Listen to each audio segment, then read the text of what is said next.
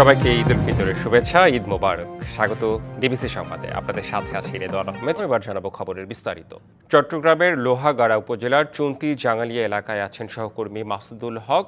দুর্ঘটনার আরও খবর জানতে সরাসরি যুক্ত হচ্ছেন তিনি আমাদের সাথে। মাসুদুল হক, একই জায়গায় বারবার দুর্ঘটনা ঘটছে, এটা কি পথের বাঁকের কারণে? আসলে সংশ্লিষ্ট যারা রয়েছেন তারা কি বলছেন, আর যারা নিহত হয়েছেন তাদের পরিচয় এখন পর্যন্ত জানতে পেরেছেন কিনা? এই মুহূর্তে আমি রয়েছি চট্টগ্রাম কক্সবাজারের মহাসড়কে, অর্থাৎ চকরিয়ার কাছাকাছি এলাকায়, যেখানে আজকে সকালে দুর্ঘটনায় 10 জন নিহত হয়েছে। এর মধ্যে আমরা জানতে পেরেছি একই পরিবারের 3 জন রয়েছে, স্বামী স্ত্রী এবং তাদের শিশুকন্যা ও তাদের 2 জন চালক রয়েছে। আর বাকিরা যাদের মারা গিয়েছেন বা নিহত হয়েছেন তারা সকলে কিন্তু শ্যামলী পরিবহনের কর্মচারী বা কর্মকর্তা আমরা জানতে পেরেছি। আপনারা দেখছেন এই মুহূর্তে কক্সবাজার চট্টগ্রাম মহাসড়কের প্রচণ্ড জ্যাম। এইখানে দুর্ঘটনার অন্যতম কারণ হচ্ছে বাঁক, এবং এই দক্ষিণ চট্টগ্রামের এই সড়কটিতে কিন্তু লবণের গাড়ি চলাচল করে, অর্থাৎ মাতারবাড়ি, বাঁশখালী সহ বিভিন্ন টেকনাফ সহ বিভিন্ন উপজেলায় এই সড়কটি দিয়েই কিন্তু গাড়ি চলাচল করে। সেই লবণের যে ট্রাক থেকে কিন্তু পানি পড়ে এই সড়কটি, মহাসড়কটি কিন্তু পিচ্ছিল হয়ে যায়। ফলে প্রায় সময় আমরা দেখেছি এখানে কিন্তু দুর্ঘটনা হয়, আজকেও কিন্তু তার ব্যতিক্রম হয়নি। আমরা সর্বশেষ দেখেছি গতকাল কিন্তু একই জায়গায় বাস খাদে পড়ে 8 জন আহত হয়েছে। তার আগের দিন অর্থাৎ ঈদের দিন সড়ক দুর্ঘটনায় প্রায় 5 জন নিহত হয়েছে। একের পর এক যে দুর্ঘটনা, সেটি কোনোভাবেই থামানো যাচ্ছে না, এবং এই সড়কটিতে এই ধরনের দুর্ঘটনা নিত্যদিনের ঘটনা, নিত্যদিনের ব্যাপার। মূলত এখানকার যারা স্থানীয়রা বা দক্ষিণ চট্টগ্রামে যারা বসবাস করেন তাদের যেটি পরামর্শ বা তাদের যেটি অভিযোগ, এই সড়কটিতে লবণের গাড়ি চলাচলের কারণে এবং বাঁক থাকার কারণে কিন্তু দুর্ঘটনা কোনোভাবে রোধ করা যাচ্ছে না। তারা এই সমস্যার সমাধানে যারা সংশ্লিষ্ট রয়েছেন তাদেরকে দ্রুত পদক্ষেপ নেওয়ার তারা আহ্বান জানিয়েছেন বা অনুরোধ করেছেন। যেমনটি বলছিলাম, এই মুহূর্তে যারা যে 10 জন মৃত্যুবরণ করেছে তাদের স্বজনরা এখনও আসেনি, অর্থাৎ তাদের বাড়ি কুষ্টিয়াতে। তাদের পরিচয় এখন পর্যন্ত পাওয়া গেছে। তাদের পরিবার পর্যন্ত আসার পর তাদের মরদেহ তাদেরকে হস্তান্তর করা হবে। তো যেমনটি বলছিলাম, এই মুহূর্তে চট্টগ্রাম কক্সবাজার মহাসড়কে প্রচণ্ড জ্যাম, এবং এইখানে একটু পরেই মুক্তিযুদ্ধ বিষয়ক উপদেষ্টা আসবেন। তিনি এখানে যারা আহত হয়েছেন বা ঘটনাস্থলে তিনি গিয়ে তিনি দেখবেন। তো এই ছিল আমার কাছে চট্টগ্রাম থেকে খবর। জি, মাসুদুল হক, এই বিষয়ে আরও তথ্য নিশ্চয়ই পরবর্তীতে আপনার কাছ থেকে আমরা জেনে নেব। ধন্যবাদ আপনাকে। বাংলাদেশে উগ্রপন্থা নিয়ে সম্প্রতি নিউ ইয়র্ক টাইমসের প্রতিবেদনে কি বলা হয়েছে তা নিয়ে ভাবছে না সরকার, এমন মন্তব্য করেছেন স্বরাষ্ট্র উপদেষ্টা। ধীরে ধীরে আইন শৃঙ্খলা পরিস্থিতির উন্নতি হচ্ছে বলেও দাবি করেন তিনি। এদিকে তথ্য উপদেষ্টা বলেছেন, দেশে কাউকে চরমপন্থার সুযোগ নিতে দেয়া হবে না। যুক্তরাষ্ট্রের সংবাদ মাধ্যম দ্য নিউ ইয়র্ক টাইমসের প্রতিবেদনে বাংলাদেশকে সংকটাপন্ন রাষ্ট্র হিসেবে উপস্থাপন করে ধর্মীয় উগ্রপন্থার দোরগোড়ায় দাঁড়িয়ে আছে বলে দাবি করা হয়েছে। এমন তথ্যের সাথে বাস্তবের কোনো মিল নেই বলে মন্তব্য করেছেন অন্তর্বর্তী সরকারের কয়েকজন উপদেষ্টা। বুধবার সকালে রাজধানীর বাড্ডা থানা পরিদর্শনে গিয়ে স্বরাষ্ট্র উপদেষ্টা বলেন, 5ই আগস্টের পর দেশে কোনো জঙ্গিকাণ্ড ঘটেনি। আইন শৃঙ্খলা পরিস্থিতি ধীরে ধীরে উন্নতি হচ্ছে বলেও দাবি করেন তিনি। কোন পোস্ট কি বলে এটা সম্বন্ধে আমি কোনো কমেন্ট করতে চাচ্ছি না, বাট এখানে হলো কোনো ধরনের জঙ্গিবাদের কোনো উত্থান হচ্ছে না। যে আইন শৃঙ্খলা পরিস্থিতি মোটামুটি স্যাটিসফ্যাক্টরি, বাট এটার আরও উন্নতির অনেক অবকাশ রয়ে গেছে। এটা আস্তে আস্তে আরও ভালোর দিকে নিয়ে যেতে হবে। এদিকে কুমিল্লার সদর দক্ষিণ উপজেলায় শহীদ মাসুদ মিয়ার কবর জিয়ারত ও তার পরিবারের সাথে সাক্ষাৎ শেষে তথ্য উপদেষ্টা বলেন, চরমপন্থার সুযোগ কাউকে নিতে দেয়া হবে না। ওনারা বলতেছেন যে এখানে একটা চরমপন্থা বা উগ্রপন্থার সুযোগ তৈরি হয়েছে নতুন যে পরিস্থিতির কারণে, হাসিনা চলে যাওয়ার কারণে। আমরা মনে করি যে এটা সুযোগটা নিতে দেওয়া হবে না। এটা আমাদের সরকারের পক্ষ থেকে অবস্থান হচ্ছে, এই সুযোগ কাউকে নিতে দেওয়া হবে না। দেশকে অস্থিতিশীল করার চেষ্টা করা হলে সরকার হার্ডলাইনে যাবে বলেও হুঁশিয়ারি দেন তথ্য উপদেষ্টা। সতর্কতার মাধ্যমে সমাধান হচ্ছে না, তাহলে আমরা হার্ডলাইনে যাব। লিখনকান্তি ভৌমিক, ডিবিসি নিউজ ডেস্ক। বিএনপিকে লক্ষ্য করে অপপ্রচার চালানো হচ্ছে বলে অভিযোগ করেছেন দলটির নেতারা। দলের ভাবমূর্তি নষ্ট করার জন্য গভীর ষড়যন্ত্রে লিপ্ত একটি মহল। দ্রুত নির্বাচনের রোডম্যাপ ঘোষণা না করলে বিএনপির বিরুদ্ধে প্রোপাগান্ডা দানা বাঁধবে বলে মনে করেন দলটির নেতারা। সম্প্রতি যুক্তরাষ্ট্রের দ্য নিউ ইয়র্ক টাইমসে বাংলাদেশ নতুন করে গড়ে উঠছে, ইসলামিক কট্টরপন্থীরা সুযোগ খুঁজছে শিরোনামে প্রতিবেদন প্রকাশ করে। এ নিয়ে ইতোমধ্যে অন্তর্বর্তী সরকারের পক্ষ থেকে এই প্রতিবেদনকে বিভ্রান্তিকর ও একপক্ষীয় বলে উল্লেখ করে বিবৃতি দেয়া হয়েছে। এটা তো আমরা জানছি, নানাভাবেই জানছি। বুধবার সকালে বিএনপির নয়াপল্টনে এ নিয়ে কথা বলেন দলটির সিনিয়র যুগ্ম মহাসচিব রুহুল কবির রিজভীও। তারা তো বসে নেই, তাদের অনেক টাকা, অনেক কালো টাকা, এবং এই টাকা তারা খরচ করছেন নানাভাবে বিভ্রান্ত রটানোর জন্য। বিভিন্নভাবে তারা সেই টাকাগুলো ব্যবহার করছেন বাংলাদেশের ভাবমূর্তিকে টার্নিশ করার জন্য। আঙ্গুল দিয়ে দেখান তো দেখি যে বাংলাদেশে কে কোথায় কোন জায়গায় জঙ্গিবাদের উত্থান হয়ে একটা বড় ধরনের কোনো ঘটনা ঘটেছে। আর দলটির মহাসচিব ঠাকুরগাঁয়ে স্থানীয় সাংবাদিকদের সাথে কথা বলেন, যেখানে তিনি বিএনপির বিরুদ্ধে অপপ্রচারের অভিযোগ আনেন।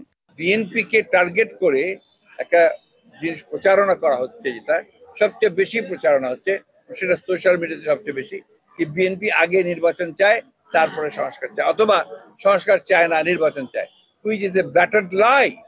আমি আপনাদের সামনে খুব পরিষ্কার করে বলছি, এটা একটা ভ্রান্ত ধারণা সৃষ্টি করা হচ্ছে জনগণের মধ্যে।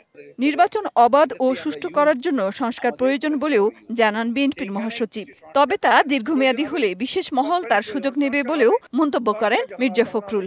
এর সংস্কারের সঙ্গে নির্বাচনের কোনো পার্থক্য নেই। মেহের মনি, ডিবিসি নিউজ, ঢাকা। পটুয়াখালীর কুয়াকাটা সমুদ্র সৈকতে বেড়েছে পর্যটকদের ভিড়। সেখানে আছেন সহকর্মী মহিবুল্লাহ চৌধুরী, সরাসরি যুক্ত হচ্ছেন তিনি আমাদের সাথে।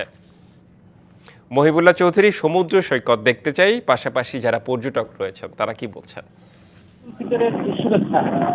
আপনি যেমনটি বলছিলেন যে পরিবার পরিজন নিয়ে এবং বন্ধু বান্ধব স্বজনদের নিয়ে তারা আগত পর্যটকরা কিন্তু প্রকৃতির সান্নিধ্যে এসছেন। তারা ঈদের যে আনন্দ সেটি ভাগাভাগি করতেই কিন্তু সমুদ্র সৈকত কুয়াকাটা এসছেন, এবং এখন বর্তমানে অনেক পর্যটক সমুদ্রের নোনা জলে গা ভাসাচ্ছেন বা ভিজাচ্ছেন। অনেকে যারা রাত্রি যাপন করেছে তারা মূলত সমুদ্রের যে গোসল সেটি কিন্তু তারা দুপুরের 12টা সাড়ে 12টা নাগাদ কিন্তু শেষ করেছে। তবে যারা বেলা 11টা বা সাড়ে 11টা 12টার দিকে এসে পৌঁছেছে তারা কিন্তু এখন বর্তমানে সমুদ্রের নোনা জলে গা ভাসাচ্ছেন, ভিজাচ্ছেন এবং আনন্দে কিন্তু মেতে উঠেছেন। পাশাপাশি বলতে হয় যে যারা বয়স্করা রয়েছেন এবং মধ্যবয়সী যারা রয়েছে তারা কিন্তু বেঞ্চিতে বসে প্রাকৃতিক যে সেটিকে উপভোগ করছেন। অনেকে কিন্তু এই সৌন্দর্যের কাছে এসে সেটি কিন্তু ক্যামেরা বন্দি করছে এবং অনেকে ঘুরে বেড়াচ্ছেন, যে সকল দর্শনীয় স্পট রয়েছে সেগুলো ঘুরে দেখছেন। পাশাপাশি অনেকে কিন্তু যে সকল দোকানপাট রয়েছে, স্থানীয় যে ক্ষুদ্র দোকান এবং খাবার হোটেল, এগুলোতে কিন্তু ভিড় জমাচ্ছেন, অনেক কেনাকাটা করছেন এবং সকলেই কিন্তু আগত পর্যটকদের, স্থানীয় যারা ব্যবসায়ী রয়েছে তারা কথা বলেছিলাম আগত পর্যটকদের সাথে। পর্যটকরা জানিয়েছে যে সকল ব্যবস্থাপনা সুন্দর রয়েছে এবং জি, মহিবুল্লাহ চৌধুরী, নিশ্চয়ই উপভোগ করছেন আপনিও, ধন্যবাদ আপনাকে। এবার লম্বা ছুটি হওয়ায় এখনও বেশিরভাগ মানুষ পরিবারের সাথে ঈদ উদযাপনে গ্রামেই অবস্থান করছেন। ফলে ছুটি শেষ হলেও ঢাকায় ফেরা যাত্রীর সংখ্যা কম, এমন চিত্র দেখা গেছে কমলাপুর রেল স্টেশনে। তবে এই দিনও অনেককেই ঢাকা ছেড়ে যেতে দেখা গেছে।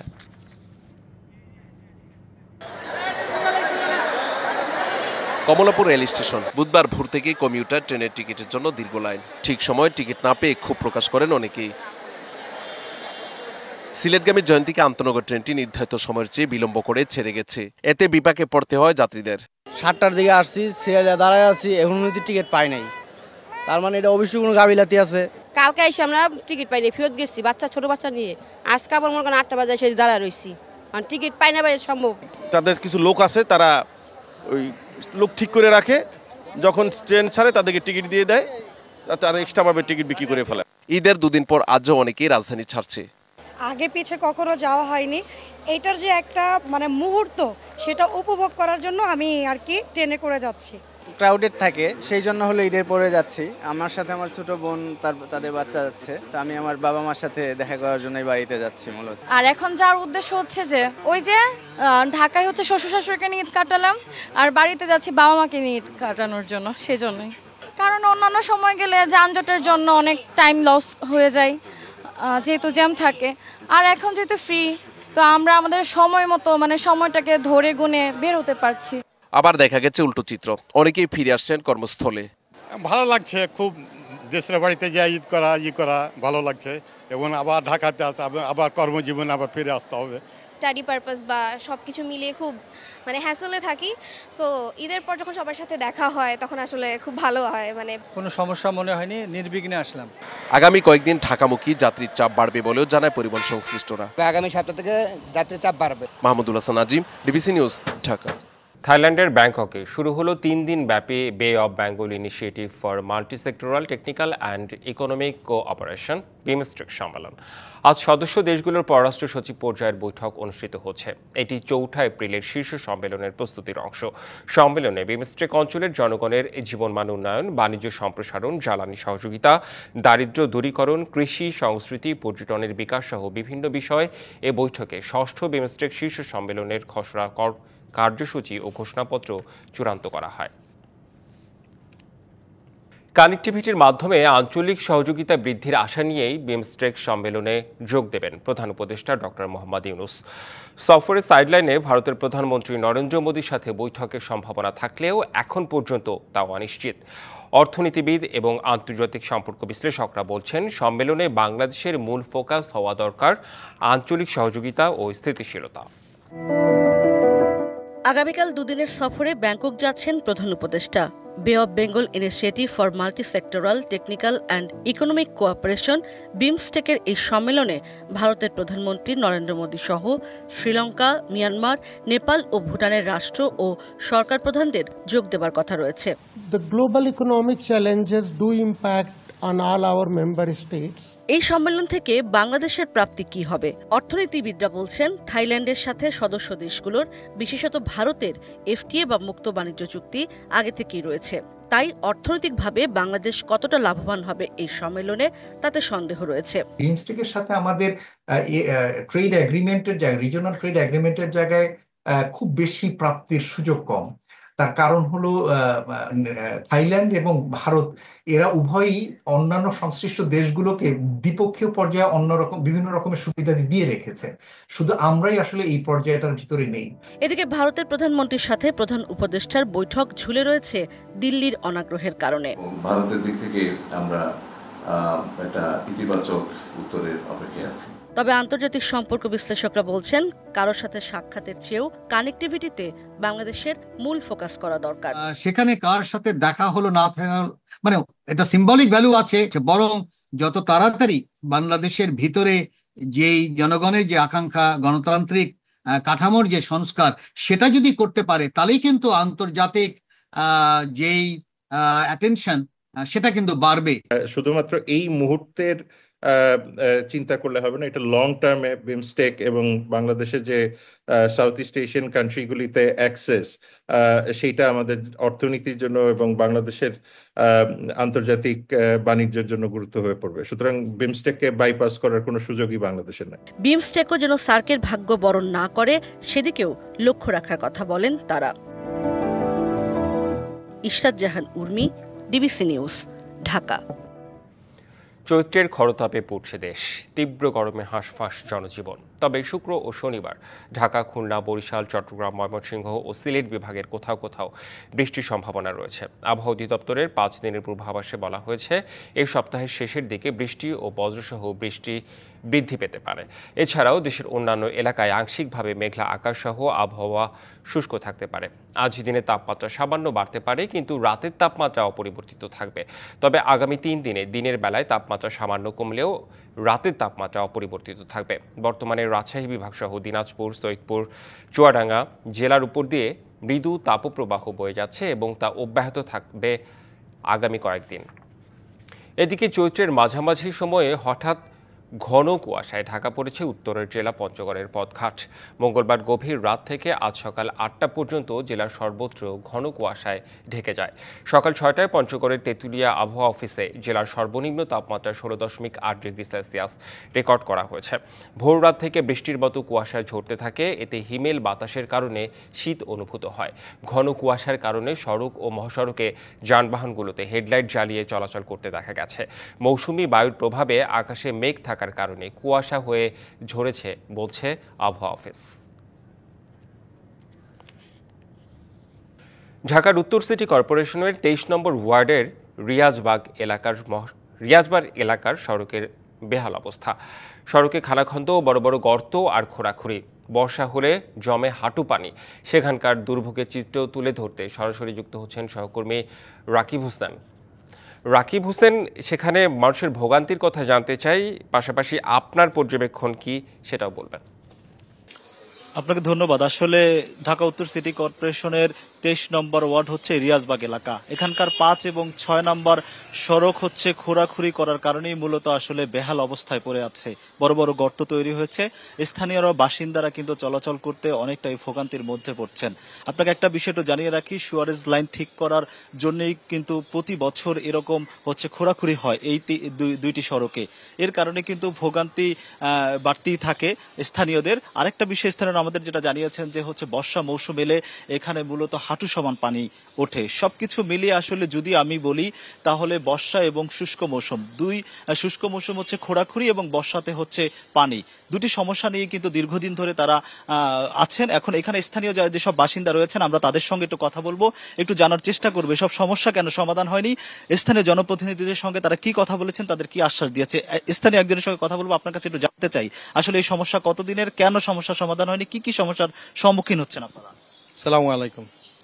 আসলে আমরা রিয়াজবাগের একটা জনবহুল এলাকা আমরা দীর্ঘদিন যাবত বসবাস করি। এখানে আপনার এই জলবদ্ধতার এই রাস্তা কাটাকাটি আমরা 2012 সাল থেকে দেখে আসতেছি। পর্যায়ক্রমে একটা প্রজেক্ট আসে, তারা এসে শুকনা মৌসুমে কাটাকাটি করবে, আবার বর্ষা মৌসুমে পানি পুরো জমে থাকবে। এই মূল কারণ হচ্ছে আমাদের যারা আমরা বসবাস করি এগুলা নিয়ে আমরা প্রায়ই আমাদের ভোগান্তিতে আমাদের কাউন্সিলর তাদের সাথে কথা বলছি, এর আগে কথা হয়েছে অনেকবার, যারা প্রতিনিধি ছিলেন তারা আমাদের বারবার আশ্বাস দিচ্ছেন যে আমরা এটা পরিষ্কার করতেছি, ওয়াশ করতেছি, বিভিন্ন ম্যানুয়ালি চেষ্টা করছে, তারা আদৌ করতে পারে নাই। অ্যাকচুয়ালি হয়েছে এগুলা হইলো আমাদের দৃষ্টিতে সিটি কর্পোরেশন যে কাজগুলো এখানে প্রজেক্টগুলো বাস্তবায়ন করার জন্য দেওয়া হয় আর কি, নিয়োগ দেওয়া হয়, প্রপার কোনো প্ল্যানিং নাই, তাদের সঠিক বাস্তবায়ন হয় না, প্ল্যানিংও হয় না। লাইনটা কোনভাবে দিলে এলাকা জলবায়ু দূর হবে, কতটুকু ডেপথে পাইপটা দিতে হবে বা কত ডায়া পাইপ দিতে হবে। আলটিমেট দেখা 2012 সালে যে পাইপ লাগাইছে 2015 সালে হয়তো 3 ইঞ্চি পাইপ বাড়ায় দেওয়া হয়েছে, আবার 17 সালে এসে আবার 3 ইঞ্চি পাইপ বাড়ায় দেওয়া হয়েছে, যেখানে মিনিমাম দেওয়া দরকার ছিল 2-2.5 ফিটের জায়গায় 3 ফিট, 3 ফিটের জায়গায় 4 ফিট। আদৌ সে পাইপটা আমাদের ওইখানে ডেভেলপ, মানে আপনি বলতে চাচ্ছেন আপনাদের ভোগান্তি? হ্যাঁ, আমাদের ভোগান্তি যেরকম এরকম প্রজেক্টটা আসে, তারা পুরান পাইপ উঠে নতুন পাইপ চলে যেতেছে। আপনাকে থ্যাংক ইউ। আপনি যেটা বলতে চাচ্ছেন, স্থানীয় বাসিন্দারা যেটা বলছেন যে হচ্ছে প্রতি বছরই 2012 সাল থেকে প্রতি বছরই তারা ভোগান্তির শিকার হচ্ছেন। শুষ্ক মৌসুমে কাটাকাটি এবং খোঁড়াখুড়িতে ভোগান্তি, আর বর্ষা মৌসুমে হাঁটু সমান পানি। তো এসব সমস্যা আসলে সিটি কর্পোরেশন সাবেক যারা কাউন্সিলর ছিলেন তারা সমাধান করেনি। দ্রুত সময়ে এসব সমস্যার সমাধান করে তাদের স্বস্তিদায়ক চলাফেরা নিশ্চিত করার দাবি কিন্তু স্থানীয়দের। জি, শুনে যেটা বুঝতে পারলাম যে হচ্ছে সেখানে আসলে বারবার একই ধরনের কাজ করা হয়, সুদূর পরিকল্পনার অভাব। জি, আপনাকে ধন্যবাদ রাকিব হোসেন। ভূমিকম্পে এখন পর্যন্ত মিয়ানমারে প্রাণহানি 2886 জনের, আহত হয়েছেন অন্তত 4639, নিখোঁজ রয়েছেন আরও 373 জন। এখনও চলছে উদ্ধার কাজ। মৃতের সংখ্যা 3000 ছাড়িয়ে যেতে পারে বলে শঙ্কা প্রকাশ করেছেন মিয়ানমারের জান্তা প্রধান মিন অং হলাইং। মিয়ানমারের সবচেয়ে ক্ষতিগ্রস্ত এলাকাগুলোতে ত্রাণ পৌঁছাতে শুরু করেছে। এলাকাগুলোতে খাবার, পানি ও আশ্রয়ের তীব্র অভাব চলছে। এদিকে বর্ষার আগে অন্যান্য দেশগুলোকে সহায়তা বাড়ানোর আহ্বান জানিয়েছে মানবিক সংস্থাগুলো। 3 ম্যাচের ওয়ানডে সিরিজের দ্বিতীয় ম্যাচেও নিউজিল্যান্ডের বিপক্ষে হেরেছে পাকিস্তান। কিউদের বিপক্ষে হেরেছে 84 রানে। এই হারে 1 ম্যাচ হাতে রেখে সিরিজ জয় করে নিল নিউজিল্যান্ড। এর আগে 5 ম্যাচের টি-20 সিরিজেও ব্ল্যাক ক্যাপসদের বিপক্ষে 4-1 ব্যবধানে সিরিজ হেরেছে মেন ইন গ্রেন। প্রথমে 5 ম্যাচের টি-20 সিরিজে নিউজিল্যান্ডের বিপক্ষে হারার পর ওডিআই সিরিজে কিউদের বিপক্ষে ঘুরে দাঁড়াতে চেয়েছিল পাকিস্তান। তবে প্রথম 2 ম্যাচেই হারের কারণে সিরিজই হাতছাড়া হলো মেন ইন গ্রেনের। এদিন শুরুতে ব্যাট করে পাকিস্তানকে 293 রানের টার্গেট দেয় নিউজিল্যান্ড। জবাবে ব্যাট করতে নেমে শুরুতেই ধসে পড়ে পাকিস্তানের টপ অর্ডার। শুরুর 5 ব্যাটসম্যান সম্মিলিত স্কোর করেন মোটে 19 রান। শেষে ফাহিম আশরাফের 73 রানের ইনিংসে কিছুটা জয়ের আশ্বাস পায় পাকিস্তান, তবে তাকে ফেরান বেন সিয়ার্স। নাইম শাহ করেন 44 বলে 53 রান। শেষ সব উইকেট হারিয়ে স্কোরবোর্ডে 208 রান তোলে বাবর আজমরা।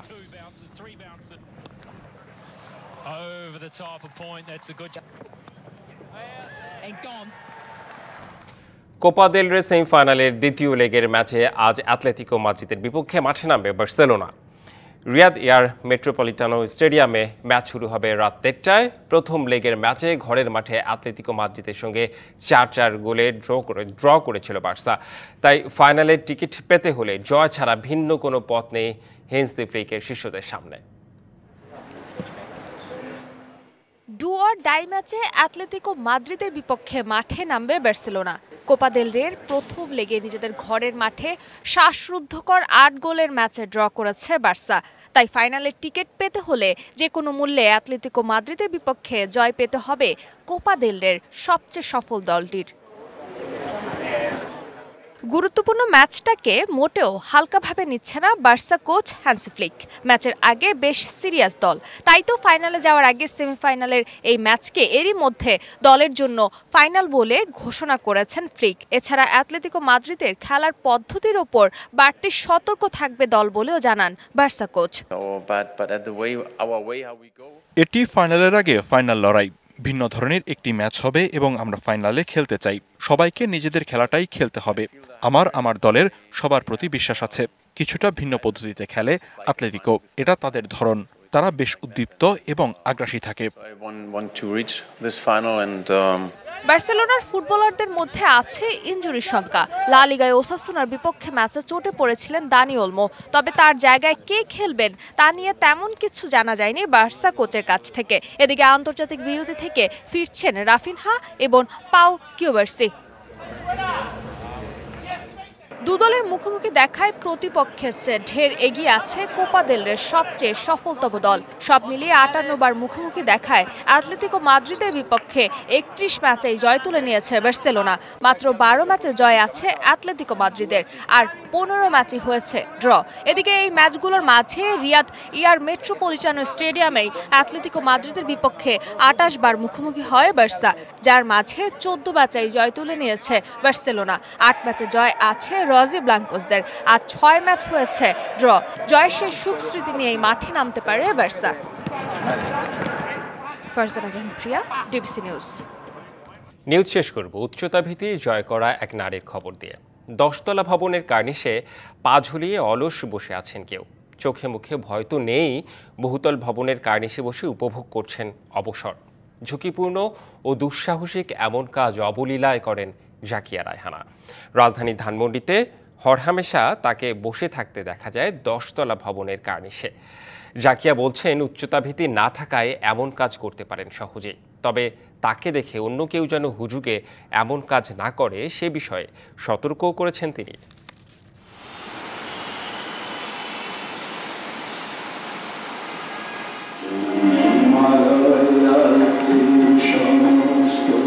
মান্নাদের এই গান জাকিয়া রায়হানার অবসরের খোরাক। পেশায় গৃহিণী হলেও সৃষ্টিশীল সব কাজের সাথে যুক্ত তিনি।